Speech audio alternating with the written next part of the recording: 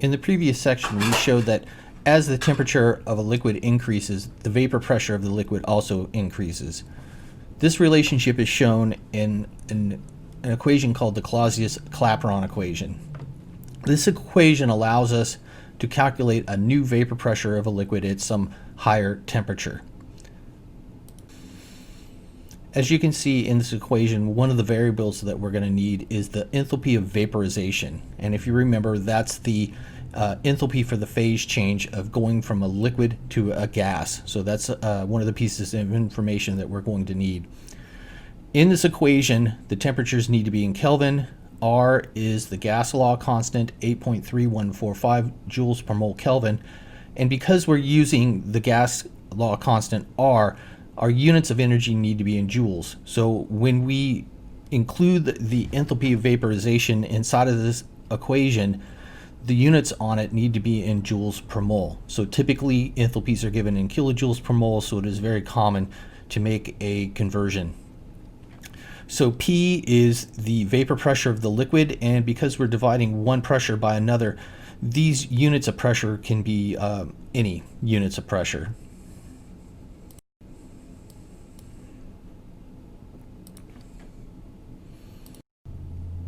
Let's look at an example problem that involves the Clausius-Clapeyron equation. Here we have a liquid, ethylene glycol, and I've given you the enthalpy of vaporization for ethylene glycol. Also, I've told you what the vapor pressure of ethylene glycol is at 100 degrees C, and we're going to use the Clausius-Clapeyron equation to find the new vapor pressure of ethylene glycol at the higher temperature of 130 degrees C. In this equation, I'm going to call situation 1, so T1 and P1, the initial temperature and vapor pressure, so that's going to be 100 degrees C and 14.9 millimeters of mercury. And the second situation, T2 and P2, is going to be for 130 degrees C. I plug in my enthalpy of vaporization, but I remember that the enthalpy of vaporization was given in kilojoules per mole. We need to convert it to joules per mole, and all I do here is just multiply by 10 to the third to do that conversion. R is our gas law constant.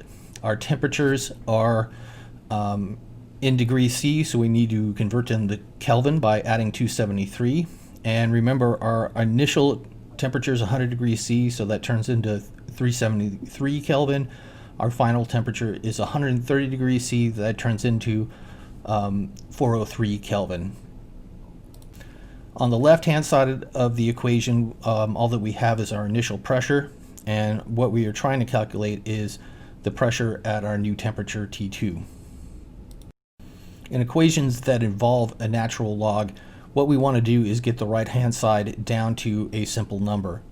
So the first thing I do is I calculate what 1 over T2 minus 1 over T1 is. So I do that calculation and I get this, and then I go ahead and multiply through by the enthalpy of vaporization divided by R. When I'm done, I get to a simple number. Then I take the inverse log of both sides. So that on the left-hand side, that will get rid of the natural log. On the right-hand side, that changes our number to 4.1224. And then all we have to do is solve for P2.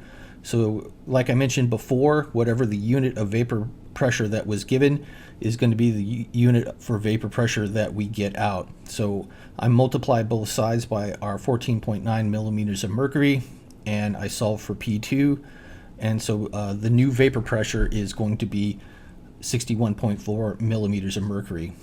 And like with many other equations and calculations, I want to take a second and make sure that our answer makes sense. And one of the things that we know is that as a liquid heats up, its vapor pressure should increase. So here we are increasing the temperature of ethylene glycol from 100 degrees C to 130 degrees C, so the vapor pressure should go up. My initial vapor pressure was 14.9. My final vapor pressure was 61.4 millimeters of mercury, and so that makes sense.